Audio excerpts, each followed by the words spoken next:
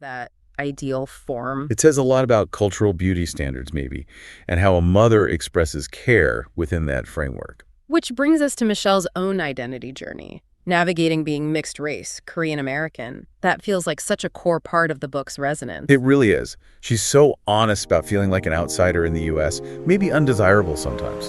And then the flip side. Welcome to Witter.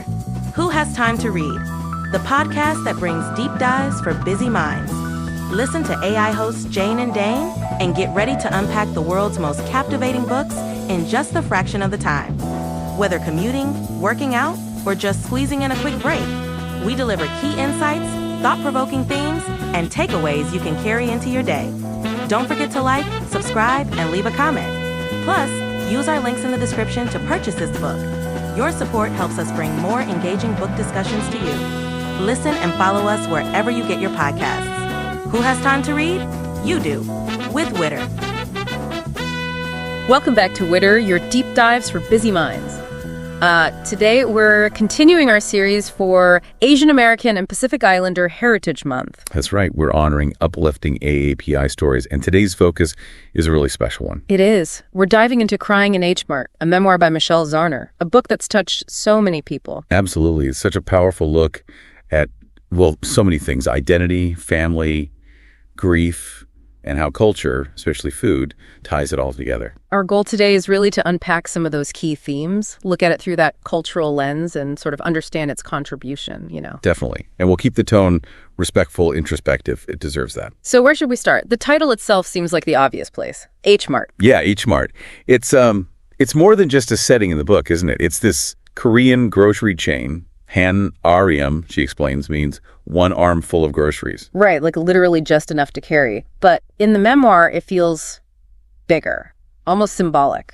Oh, totally. Zauner paints it as this gathering place. Yeah. Especially for people feeling maybe a bit displaced, searching for a piece of home. Like those parachute kids she mentions, finding comfort in instant noodle brands. That really hit me. Yeah, it's that longing for connection. Yeah. But it's not just them, right? It's anyone looking for that specific ingredient, galangal for curry, maybe, or rice cakes for Jessa. Or even just craving tteokbokki. It's like these foods are keys unlocking memories or traditions. Exactly. They're not just groceries. They're pieces of a shared experience, a shared culture. And she talks about this sort of unspoken understanding between the shoppers there.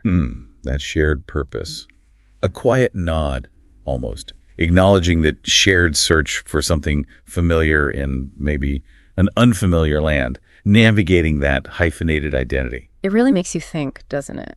About the places or even like the smells or sounds that give you that sense of comfort of being understood. It really does.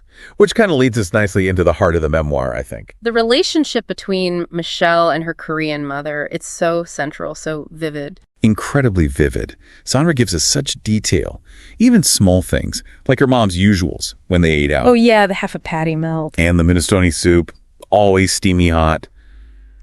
It makes you feel so real, not just a character. Absolutely. And the story of how her parents met is quite something, too.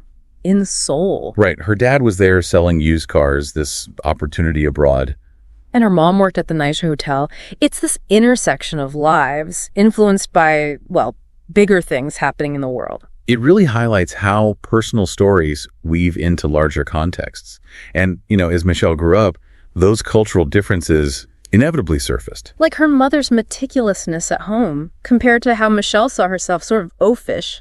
Yeah, that contrast, I think many people, especially from immigrant families, might recognize those kinds of generational or cultural tensions or just differences in perspective. But then there's food, Korean food. That seems to be where they really connect, where Michelle finds that approval. Oh, definitely. That scene at the Noryangjin fish market. Oh, with live octopus. Yeah.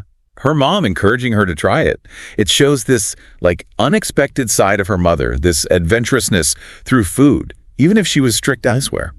It's fascinating how food becomes this sort of fluid space, doesn't it? Where the rules maybe bend a little. Exactly. But at the same time, her mother still had very clear ideas about shaping Michelle in other ways. Right. The herbal teas and the acupuncture from Emo Boo, trying to achieve that ideal form. It says a lot about cultural beauty standards, maybe, and how a mother expresses care within that framework. Which brings us to Michelle's own identity journey, navigating being mixed race, Korean American. That feels like such a core part of the book's resonance. It really is. She's so honest about feeling like an outsider in the U.S., maybe undesirable sometimes. And then the flip side in Seoul, where her exotic look gets noticed, even validated. That must have been confusing. That push and pull, absolutely. And that anecdote about the K-drama director spotting her at the Korean folk village. Almost like a sliding doors moment. Kind of, but then her mom's reaction is so pragmatic. She doesn't speak Korean. She lives in America. Just shuts it down. Yeah, very grounded. Perhaps shaped by her own immigrant experience, seeing the practical hurdles. And Michelle writes about that teenage desire to just fit in, maybe even being a bit embarrassed by her Korean side sometimes. Which feels very relatable for many kids growing up between cultures. That struggle between assimilation and embracing heritage. Before eventually coming back around to it, it's a really honest look at that internal conflict. That whole negotiation, yeah. Finding your place between different worlds. It's a journey. And of course, the title itself, Crying in H Mart, it tells you right away that loss and grief are central. Deeply central. Her mother's cancer diagnosis, the illness, her death. It shapes the entire narrative. And the initial misdiagnosis adds another layer of pain to that. It does. And the book doesn't shy away from the complex emotions, the changing family dynamics during that incredibly difficult time. It's raw. We also see other family members stepping in, like Nami Imo and Kai, their caregiving roles. It gives you a glimpse into those Korean family structures, that sort of collectivist support system in times of crisis. And during this time, Michelle starts trying to connect more deeply with her heritage through cooking, right? Learning Korean recipes. Yeah, inspired by people like Magonki, the YouTube cook, it becomes this really vital way for her to process everything, to hold on to her mother. Food as connection again. And the kimchi fridge. That becomes almost like a shrine, doesn't it? It really does, especially finding those old family photos inside it after her mother passed. Such a poignant discovery. Just layers of memory hidden away. Exactly. And then later in Seoul, that experience at the Jimjilbang, the bathhouse. Oh, where the woman tries to figure out how Korean she is. Yeah. It just underscores how that negotiation of identity continues, even through grief, even when you're trying to reconnect. It never fully stops, maybe. Even the detail about fixing the headstone back in Oregon. Ensuring it was perfectly right.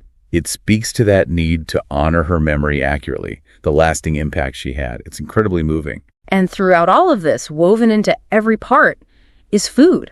Always food. It's the anchor. It's memory. It's connection. It's how she keeps her mother close. Teokguk, teokbokki, kimchi fried rice, jjajangmyeon.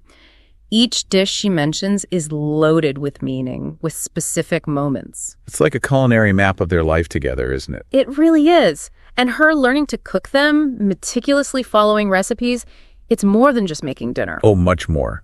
It's like she's physically embodying that heritage, keeping her mother's skills and presence alive in her own kitchen. That Mongchi and Me chapter, where she details making kimchi, it's beautiful. It's about carrying on tradition. It really makes you reflect, doesn't it, on the foods that hold that kind of weight in your own life, your own family history. Definitely. And then alongside all this personal grief and connection, there's Michelle's journey as an artist, finding her own voice. Yeah, her music career, Little Big League, then Japanese Breakfast. The memoir touches on that too. And performing in Seoul, her birthplace, that must have been huge. You feel that emotional weight. Playing in that city, wishing her mother could have seen it. It's palpable. And discovering her mother's hidden artwork later on. Yeah. Finding out her mom had this whole creative side. It adds another dimension, another layer to understanding her, and maybe their connection too. It's a reminder that people, even those closest to us, have depths we might not fully know. Absolutely. So Crying in H Mart, ultimately it's just this incredibly rich, poignant story. It really is. It explores family, identity, grief, love, memory, all through this specific yet universal Korean-American experience, a vital AAPI voice. It offers so much, and it really stays with you. It definitely makes you think. Like, what parts of your own heritage do you feel most connected to? And how do you choose to remember and honor loved ones who are gone? And what role does food play in your own sense of identity, your own feeling of belonging? Big questions. They are. And we really encourage you, if you haven't already, to read Crying in H Mart. Experience Michelle Zauner's story firsthand. It's well worth your time. Thank you for joining us for this deep dive. Yeah, thanks for listening.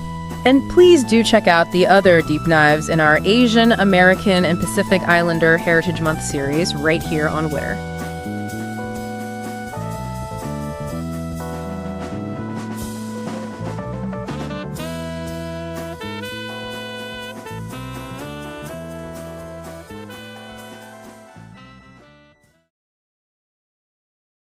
Thanks for listening to Witter, Who Has Time to Read, produced by One Media. Please support the author by purchasing the book or audiobook using the link in the description. It's a great way to help keep the art of writing alive. And stay in the loop. Subscribe to our newsletter for updates on weekly deep dives. And don't forget to share your thoughts or suggest our next deep dive at witterpodcast@gmail.com.